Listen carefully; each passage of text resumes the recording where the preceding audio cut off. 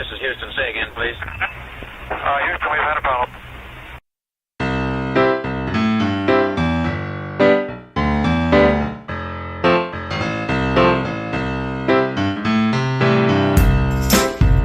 From Houston, Texas, this is the Liberty Root Podcast. We hold these truths to be self-evident, that all men are created equal, that they are endowed by their Creator with certain unalienable rights, that among these are life, liberty, and the pursuit of happiness. I can hear you. The rest of the world hears you. And the people who knock these buildings down will hear all of us soon. History is absolutely crystal clear that there is no alternative way so far discovered of improving the lot of the ordinary people that can hold a candle to the productive activities that are unleashed by a free enterprise system. Ask not what your country can do for you. Ask what you can do for your country.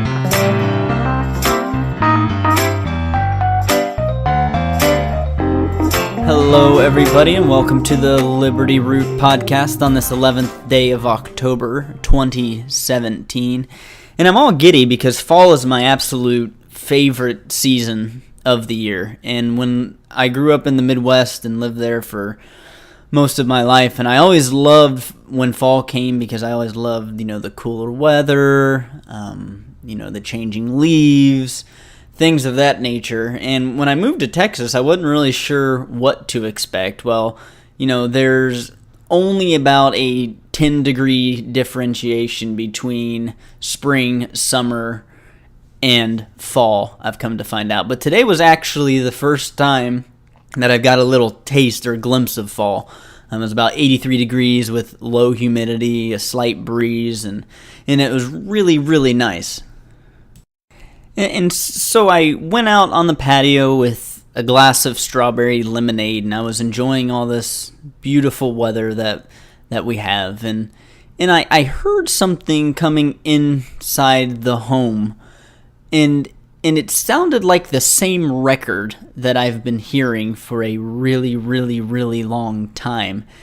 And the record that was sitting on top of my record player was entitled Common Sense. And it's been broken for a long time in my household, and I've just had it keep going and going and going and going. And when something goes on repeat for so long, you would think after a while that people would know the full album and know every track by heart. But unfortunately, what I've noticed most commonly about this record, Common Sense, that has been broken for a really long time, and this is why I haven't called the repairman to come out to fix it quite yet. And I know you're probably sitting there thinking that I have lost my mind. And the people who thought I've lost my mind are the ones who haven't picked up on my sarcasm and knowing that I am making a joke, and no, I don't have a record entitled Common Sense.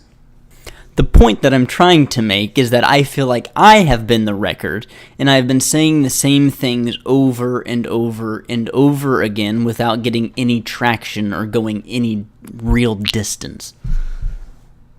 Over the years that I've been involved in politics in any sort of way, I've always tried to take a particular topic and break it down into layman's terms in the most simplistic possible form that I thought I could to make it understandable and relatable to as many people as possible in a short and condensed type format as I could possibly do.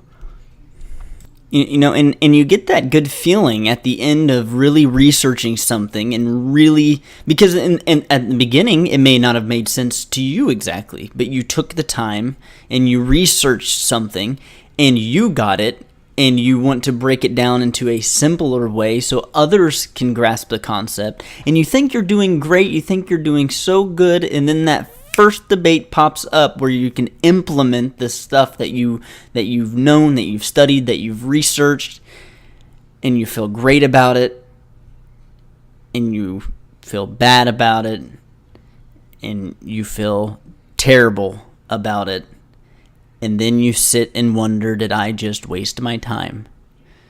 Because no matter how simplistic or how layman's you make it, people still aren't going to get it. People still aren't going to want to get it.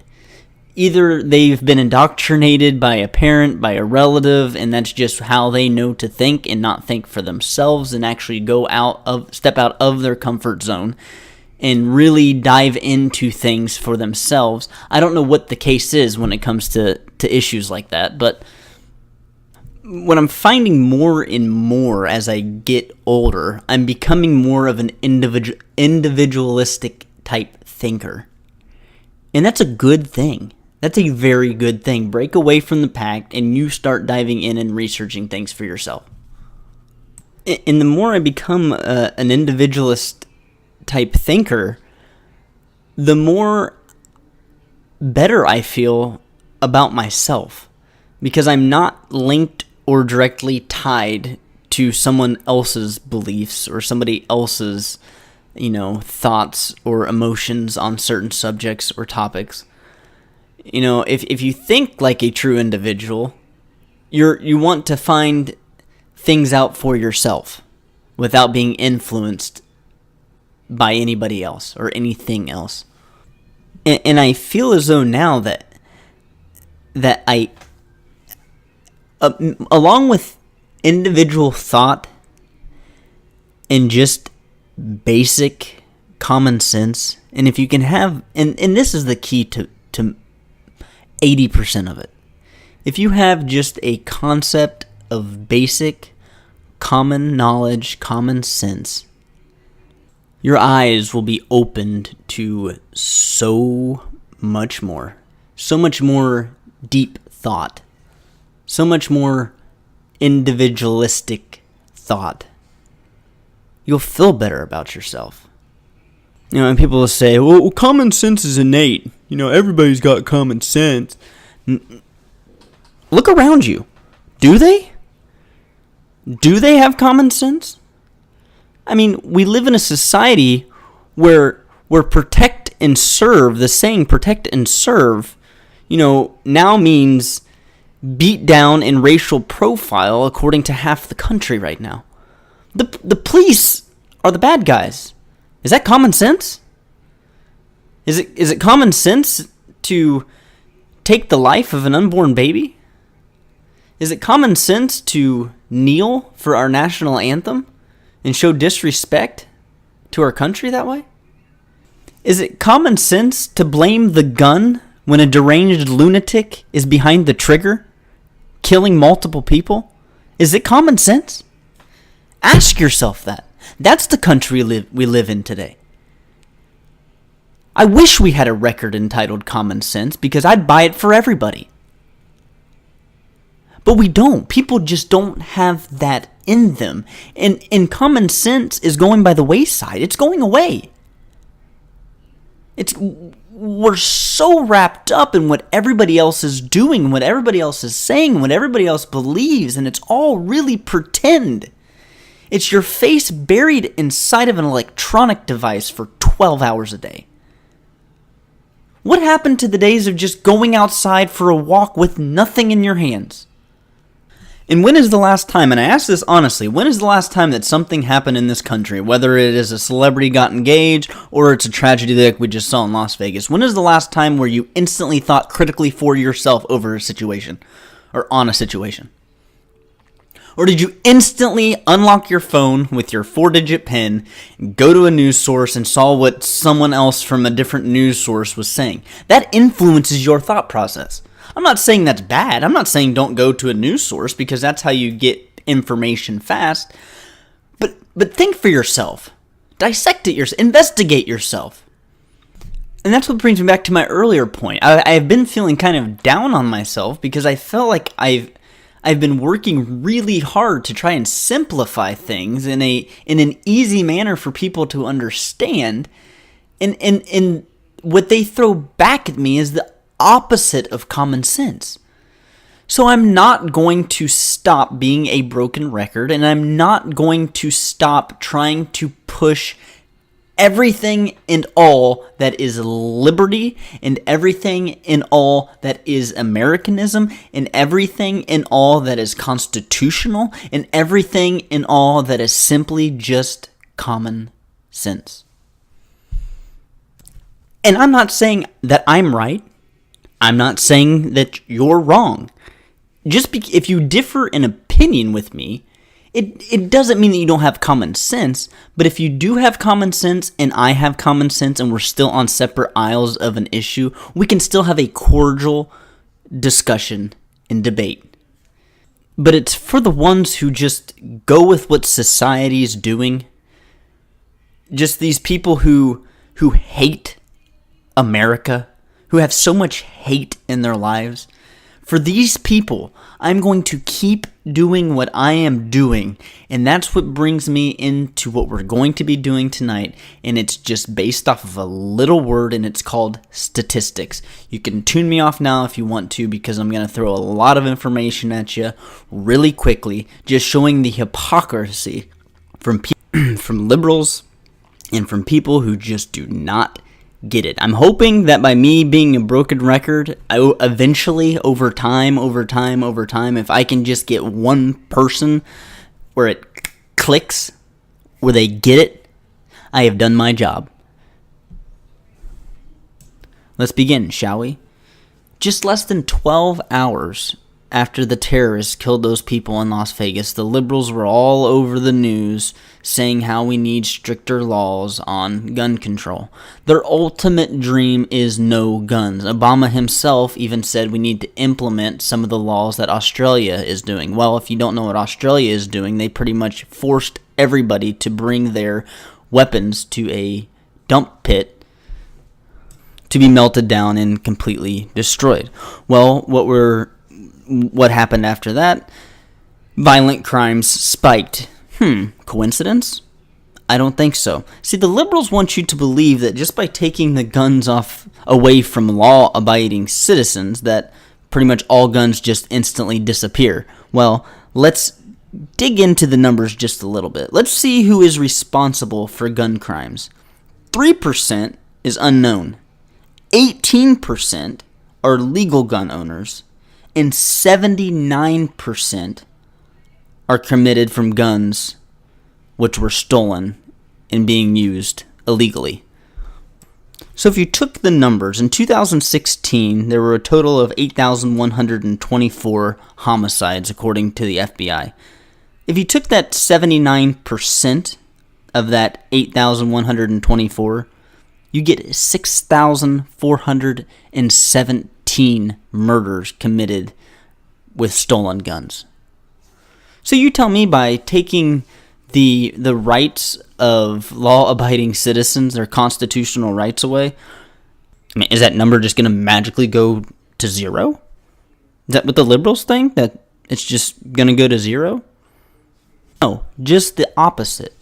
By most experts, they said if a blanket gun ban was swept across America, within the first year that ban was implemented, that number would quadruple.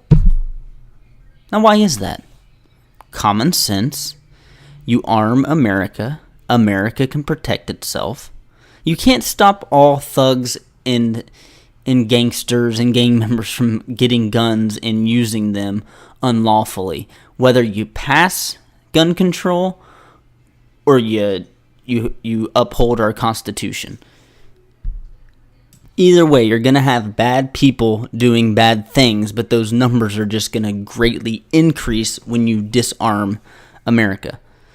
Let's take 2016 in Chicago for an example. In 2016, there were 762 murders and there were 3,550 shooting incidents. And this is only 1 year in one city in one state.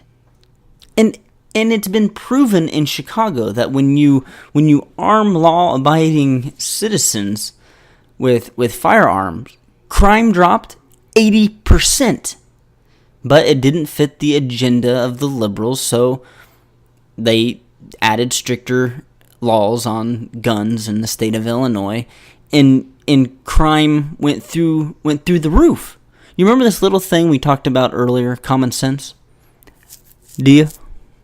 Okay, good. Just checking. And yes, we see these terrible events unfolding on television, and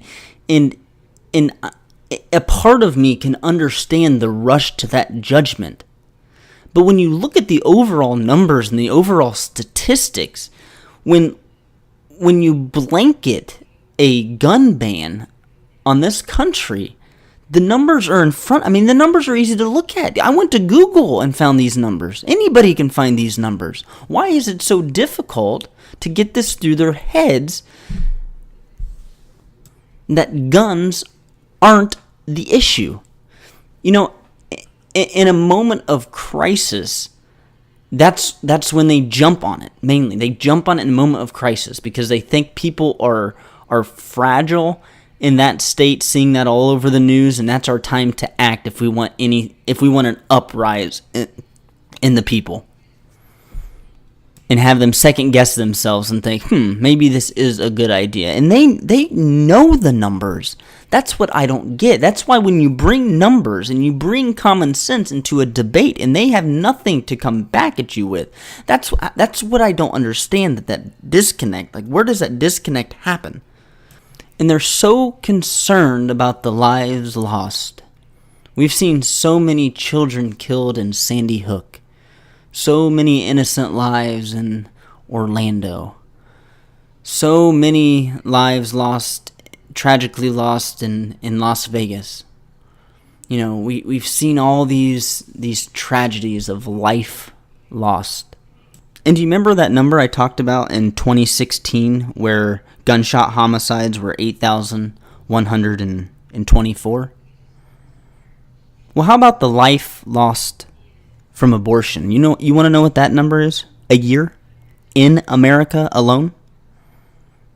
664,435.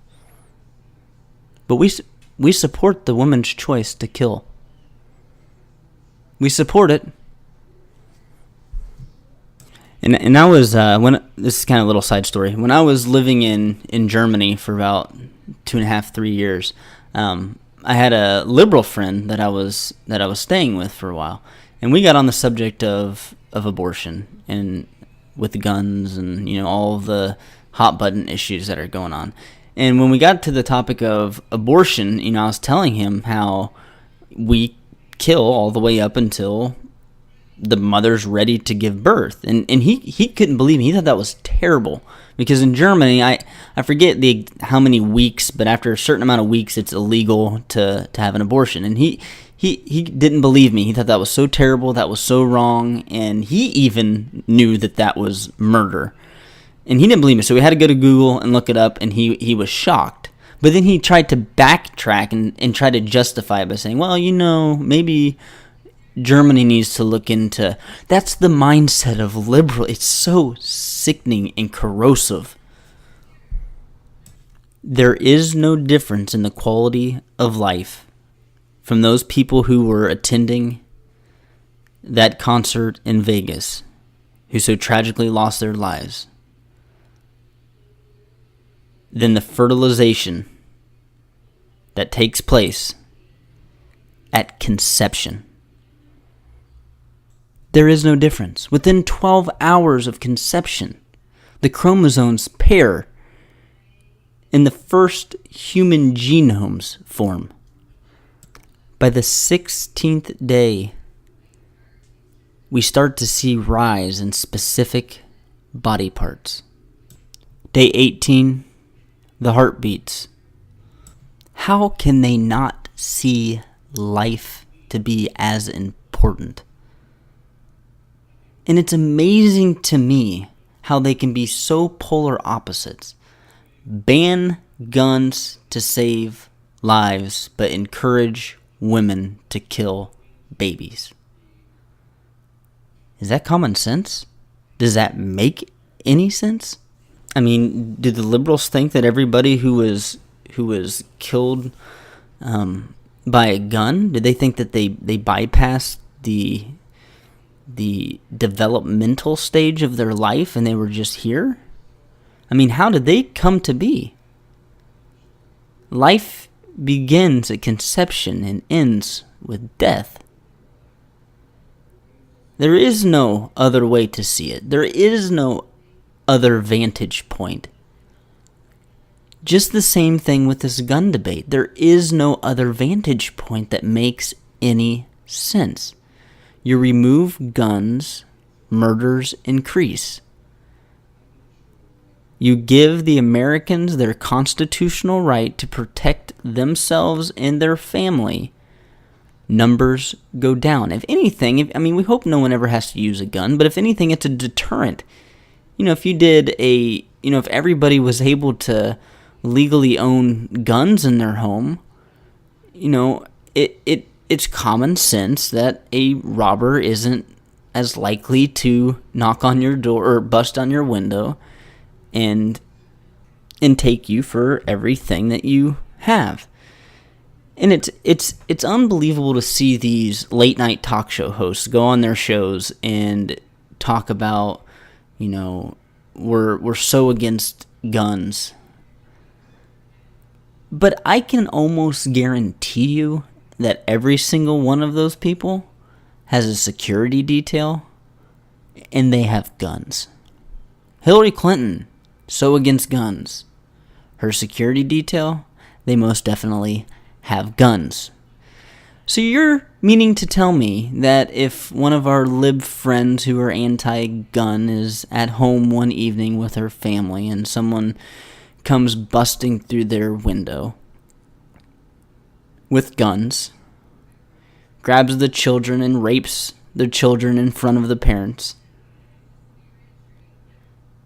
shoots the mother in front of the kids and the father, and then shoots the father in front of the kids, and then ultimately takes the life of the children. Do you think if they could go back and rewind time, would they be against guns? You think they may trade in their political agenda for the protection of their loved ones? Do you think? But for some reason, they're waiting for that to happen. And once it's too late, it's too late. October 16th, 1991, in Killeen, Texas. A man smashed his pickup truck into a busy restaurant at lunchtime, stepped out of the cab, and started shooting people, killing 22 and wounding 27.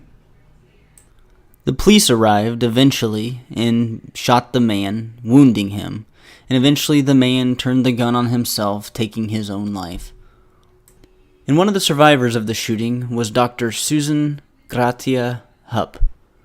Hupp was in the restaurant having lunch with her parents when the gunfire erupted. She reached for the firearm in her purse, but then quickly realized that her purse was 100 feet away in her car. Due to Texas laws at the time, it prevented her from carrying a firearm into the restaurant. Her father rushed the shooter, but was shot in the chest, and he would succumb to his wounds. Hupp saw a broken window at the back of the restaurant, so she grabbed her mother by the shirt and told her mother to come on, we have to go now. But as Hupp started moving forward, she looked back, only to find that her mother Ursula had also been killed.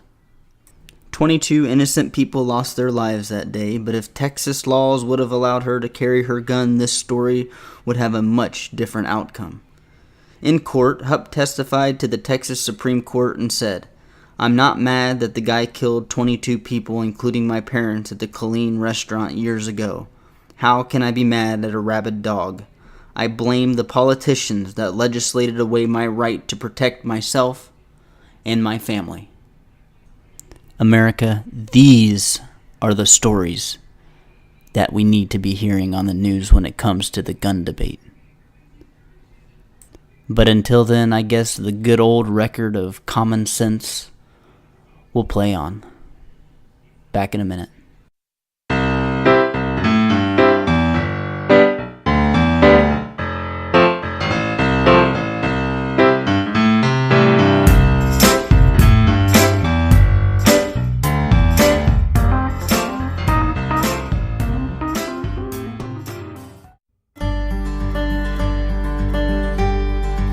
Some could argue that the saying "reach for the sky" derived from this woman, Amelia Earhart, born July 24, 1897 in Etchison, Kansas. Earhart was born with an adventurous spirit. As a child, she could always be found outside exploring, climbing trees, hunting rats with her rifle, and she never came home without clothes covered in dirt. Amelia was homeschooled, and she picked up a knack for reading. When she wasn't outdoors, you could always find her in the family library. In 1908, when she was 12 years old, her family enrolled her into public school. The Earhart family never stayed in one location for very long. Her father was an alcoholic and would be let go from different railroad jobs throughout the years. They went from Kansas to Iowa to Missouri to Illinois. Amelia would finish out her school years in Chicago, graduating from Hyde Park High School in 1916. Even with a rocky childhood, she continued to aspire for a successful career. While visiting her sister in Toronto in 1917, Earhart saw the returning wounded soldiers returning home from World War I. Earhart received training from the Red Cross and began working as a nurse's aide, helping to prepare food and handing out medication at the hospital. While working for the Red Cross in Toronto, a friend asked Amelia if she would be interested in attending the Canadian National Exposition. One of the main highlights of the day for her was the flying expedition put on by a World War I pilot. The pilot saw the two women standing there on the ground while he was circling the skies above them. The pilot dove the plane towards them, thinking that they would scamper, but Amelia held her ground. Later she would say, "I did not understand it at the time, but I believe that little red airplane said something to me that day." On December 20th in Long Beach, California, Amelia's father took her to the airfield to watch the amazing air racer Frank Hawks perform. Later that day, Frank took Earhart up in his plane, and that was the moment her life would change forever. She said, "By the time I had got to 200 or 300 feet off the ground, I knew I had to fly." And from that day forward, that's all that Amelia could focus on. She picked up a variety of jobs such as photographer, truck driver, and stenographer. She managed to save $1,000 and she put all of it towards her flight lessons. Her first training flight was on January 3rd, 1921. She wanted to fit in with all the other pilots, so she chopped off her hair and broke in her new leather jacket. 6 months after Amelia's first flying lesson, she was able to purchase a second-hand airplane, a bright yellow Kenner Airster biplane, and she gave it the name the Canary. On October 22, 1922, Earhart flew her Airster to the altitude of 14,000 feet, setting a new world record. And finally, the day that she had been waiting for came at last. On May 15, 1923, Amelia Earhart earned her wings as a licensed pilot. She was only the 16th woman to ever achieve this feat. To earn money so she could continue flying, she took a job in Boston writing columns for the local newspaper about aviation. And the more she wrote, the more her celebrity grew. After Charles Lindbergh's solo flight across the Atlantic in 1927, Amelia knew that's exactly what she wanted to do, to become the first woman ever to do so. One day, while sitting at work, Amelia received a call from Captain Hilton H. Rayleigh, who simply asked her, "How would you like to fly across the Atlantic?" And without any hesitation, Amelia replied, "Absolutely." So on June 17, 1928, Amelia and her crew departed from Trespassy Harbor in Newfoundland to embark on the 20-hour and 40-minute trip. When they landed safely in Buryport in South Wales, the media quickly swarmed her to ask her about the journey. She ended her conversation with the media by saying, "Maybe someday I'll do it alone." At this point, Amelia was a huge celebrity, appearing in newspapers and journals all over the world. And on the morning of May 20th, 1932, 34-year-old Earhart set off from Harbor Grace, Newfoundland. Her intention was to fly her Lockheed Vega 5B to Paris, but strong winds and icy conditions and some mechanical problems forced her to land in a pasture in Northern Ireland. Even though she didn't make it to her planned destination, Amelia Earhart was the first woman to fly solo non-stop across the Atlantic.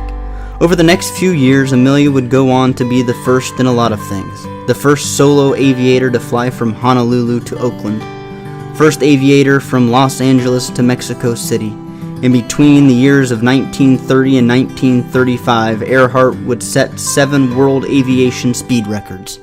Amelia had set or achieved, it seemed, every possible venture that the world of aviation threw at her. But there was one last thing that needed to be done: fly around the world.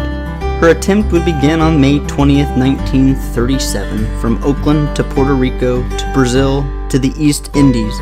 Amelia Earhart was living out her dream, and with 20,000 miles down and only 7,000 to go, Amelia Earhart would never arrive at her final 3 stops. On July 2nd, 1937, around midnight, Amelia Earhart and her crew member Noonan took off from Leah Airfield in Papua New Guinea, headed for Howland Island in the Pacific. The flight began just like all the others, Amelia coming over the radio stating their weather conditions and flight plan around 2:45 a.m. From 5 a.m. on, the signals became static, and audible transmissions were few and far between. On a transmission from her aircraft around 6:14 a.m., Amelia began to whistle to form a constant sound so the radio ships could hone in on her. Without clear radio controls and the ever-changing weather, it made it difficult to find direction. At 7:42 a.m., Amelia came on to say, "We must be on you, but cannot see you, running low on fuel." And at 8:43 a.m., Amelia Earhart would give her last transmission. "We are running on a line north and south." When Radio Boat didn't receive any type of transmission for about an hour, the search efforts promptly began. The search efforts lasted weeks and cost around $4 million in today's money, but the search turned up nothing, and Amelia and her aircraft were never found. It was a very somber mood in the aftermath of her disappearance, and speculation as to what exactly happened are still being debated today.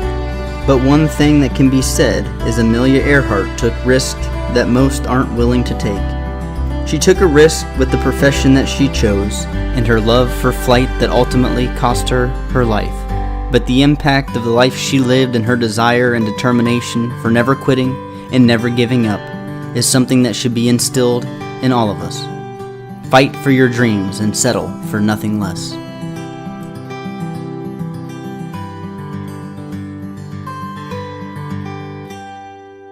From Houston, Texas, this is the Liberty Root Podcast. Hello, it's Bryce here from Liberty Root, and have you missed one of our past podcasts and just wondering exactly where to go to find them? Well, now it's easier than ever. Go to youtube.com and in the search bar type in Liberty Root Podcast and you can find all of our past episodes that we've done. Also there, you can find every episode of our Heroes in History series. So, that is youtube.com. In the search bar, you need to type in Liberty Root Podcast, and you can listen until your little heart is content.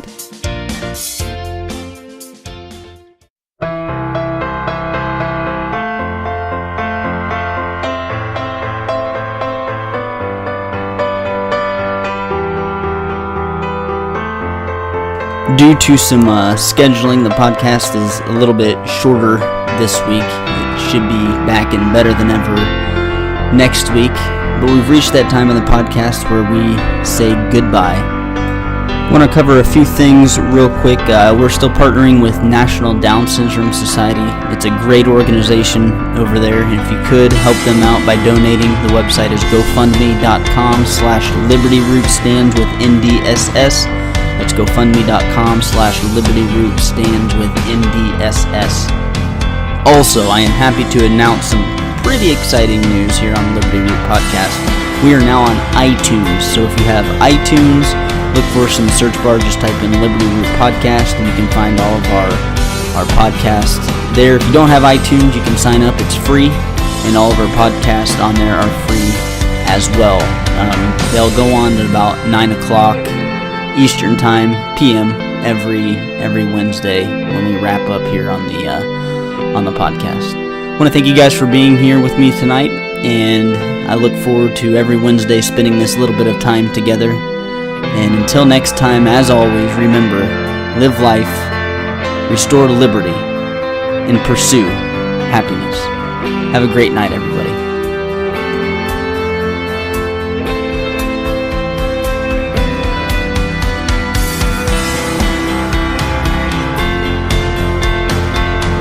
This has been a Liberty Root production.